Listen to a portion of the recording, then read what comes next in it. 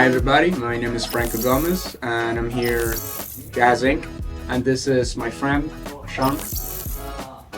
He is one of our guest artists. He comes here pretty often to work with us. So Sean, what do you think about the studio? How do you feel in Miami? Oh, this is the place, dude. This is the spot, dude. It's good food. Some of the best artists in the whole city, dog.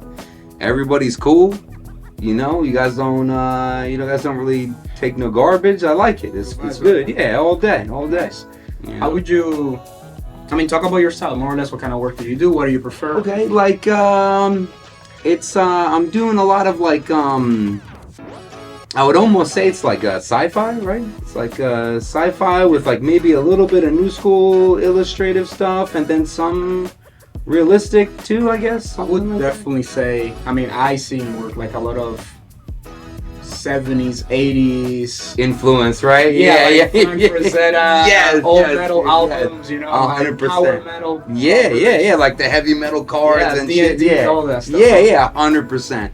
And that's what I grew up with was there wasn't like all the CGI and stuff like you have in movies now. So in the 80s, you would, that's what I saw as a kid. It would be like, okay, so James Cameron's directing it, so it's gonna have blue underlighting, or when you watch like everything was very physical too, like special effects were physical, nothing was CGI. So it would, and like those images worked really well, like impactful from a distance. And then I started writing graffiti, and it's so kind of the street art as well. I still do. Not, okay, cool. Yeah, I haven't got caught as an adult anyway, right? Good. But yeah, all those things kind of lead you to having that like strong structure of like a good solid dark and a black tone, and then a strong highlight, and then the rest of your normal lighting. So we have a similar background. The thing is, you are you started getting influenced by this probably which years usually?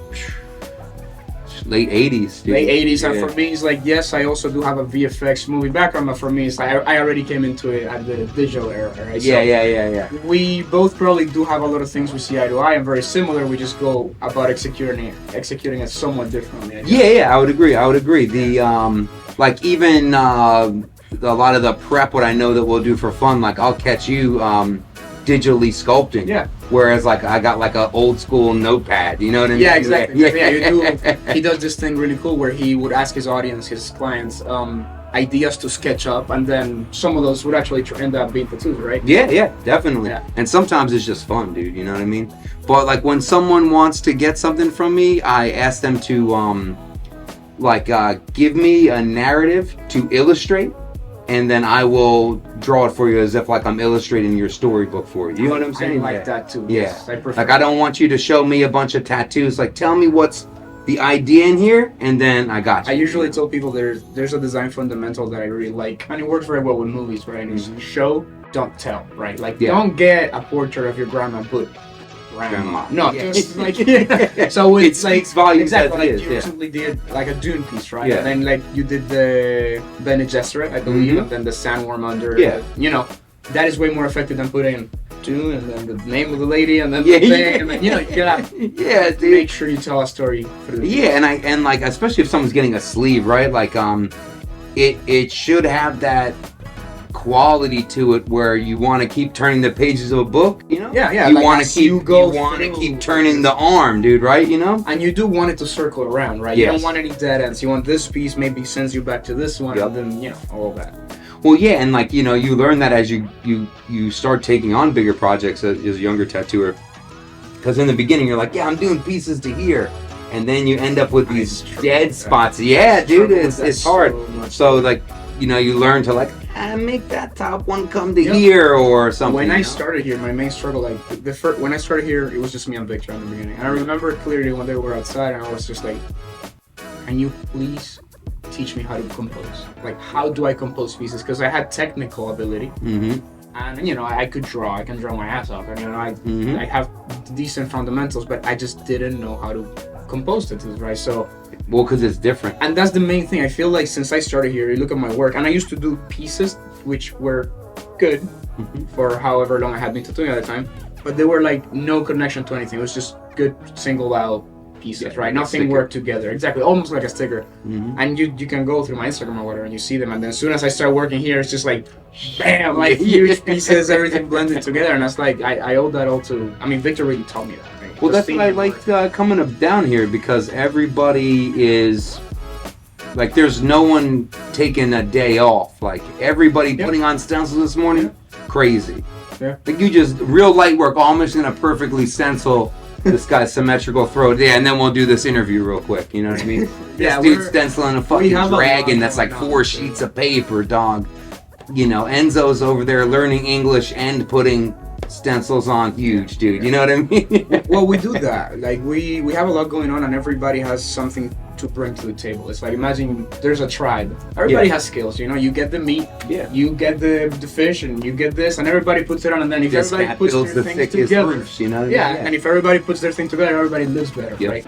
And I feel that's what we do. And Victor, he makes emphasis that we all do that. Like, he asked me to come paint in the studio. I paint at home, but he asked me to come paint here because it's like, you bring that in, and then someone's looking, and someone's asking, or like he paints at the studio, Yep. or like if we do 3D, or I'm doing designs, or you know, I teach him. Yeah, exactly that. That really, that feedback loop is really good. Yeah, hell yeah, dude. So, how about your new studio?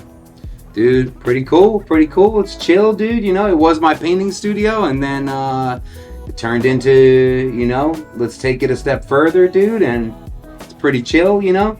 You know, it's cool working by yourself, but I really do like to come down here and like kick it with you guys. You know what I mean? Because like, too much time by yourself Yeah. without interaction is like no good, right? You know what I mean? Like, it's nice to have some healthy time by yourself, and I certainly had to get a studio to paint at because I can't with 3 kids running around. Oh, dude, well, my daughter might eat it. Yeah, She'll literally just like, oh, this looks like food. I'll eat that real It's quick. definitely worse than tap water, but not that bad. Yeah, yeah, for sure, dude. So For for sure. people who want to book with you, how often do you come down here? Well, it's like every month or every other month I'm down here, but that, me and Victor were just talking, that is probably going to increase to a more steady every month with the big So things about that are once a coming. month you'll be here with us. Yeah, for sure, for sure. You're kind of a full-time part of the team, right? More or less, yeah, dude. I'm the token Irish guy, dude. You know. All right, so that was the first one of many because he's gonna be here once every month. So if you have any questions for future interviews, you want to see his work, you know, you can leave it down in the video. You can leave it in the comments. Follow him for sure. And Yeah, check out the rest of the at videos. Sean_Foy on Instagram. He's a master. So I have to Thank say. you, dude. Thank you. Awesome, I bro. appreciate you, man.